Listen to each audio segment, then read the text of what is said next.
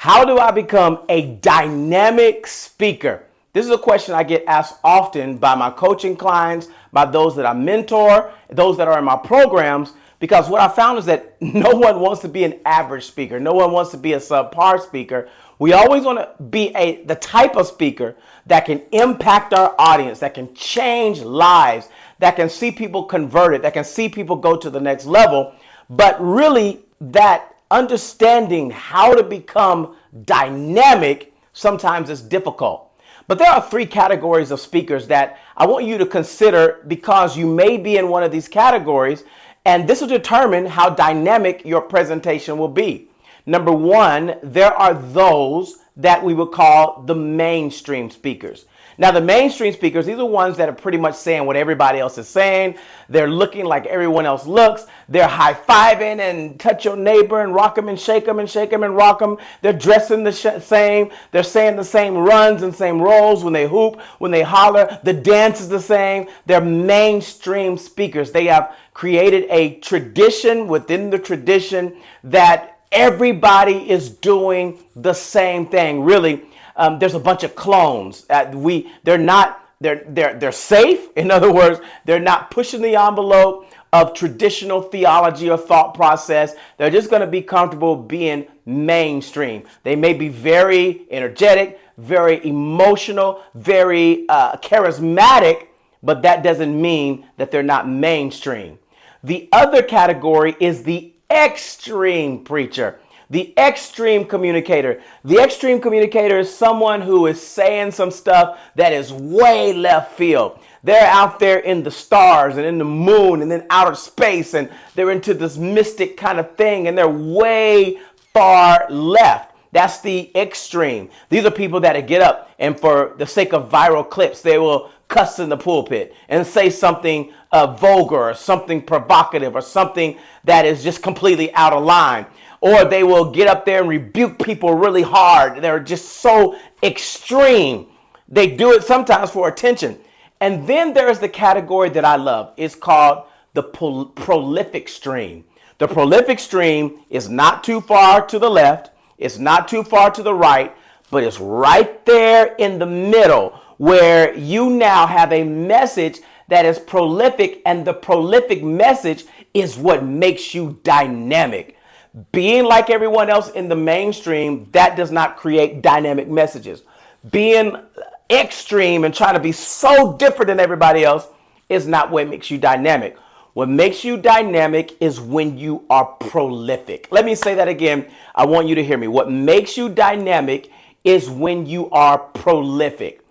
And to be prolific, there are a couple of things that you have to consider. Number one is your exposure. If you want to be prolific, you got to get exposure. That may mean cultural exposure. So if you've only been exposed to one race, then it's time for you to get out of that culture and get exposed to some new cultures. That's why I love global travel.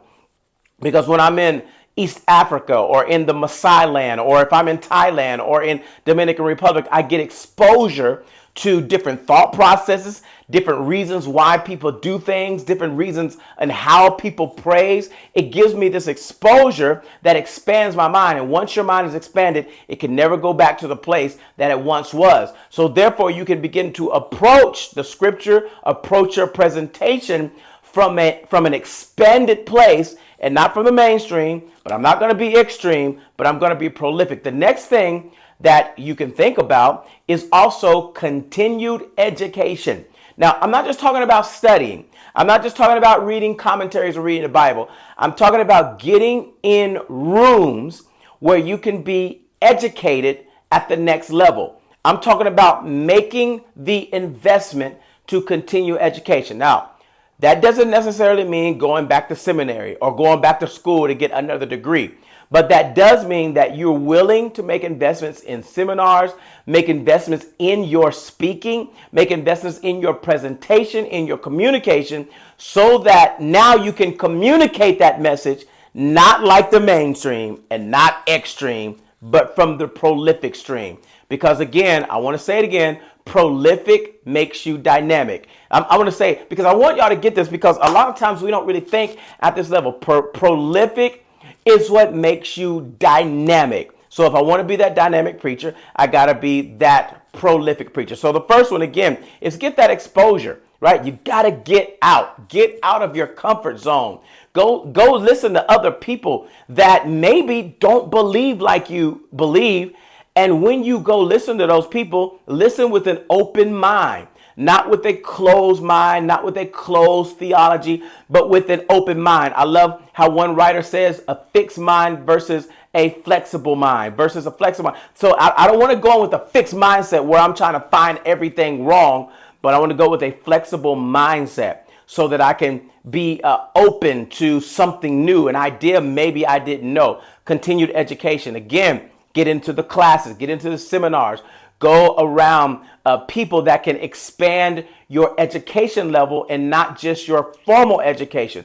Self-education is very important. So that's the other thing that you want to do is get in a place of exposure. The next one is get in new environments. It's all the same: exposure, education, and environment. Sometimes it's the environment that we're in that keeps us in this mainstream idea, this mainstream thought process, this mainstream concept. Or the environments, we get in these extreme environments and all of a sudden we pick up these extreme things. Here's the other thing that I would say: become clear on your message.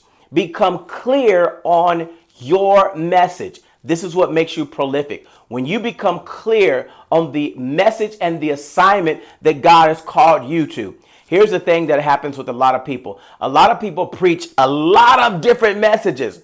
And we think that if I can just preach more messages, it'll make me dynamic. But I'm going to tell you something. I want you to come close and I want you to hear me. I want you to listen very closely. Preaching a lot of different messages is not what makes you prolific or dynamic. It is when you preach a message that you become known as the person that is depositing this message into the generation. When you do that, I'm telling you that the fact is this: you will not only preach a message for your generation, but you'll preach a message that will shift the mindset of even generations to come.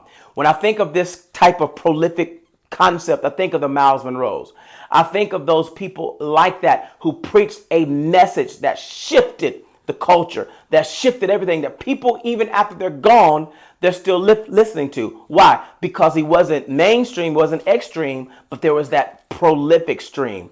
What is the message you're going to release? So what are you going to do? You're going to get exposure, you're going to get education, and you're going to get environment. And that is going to be the key that's going to take you from mainstream, extreme, and put you in the prolific stream.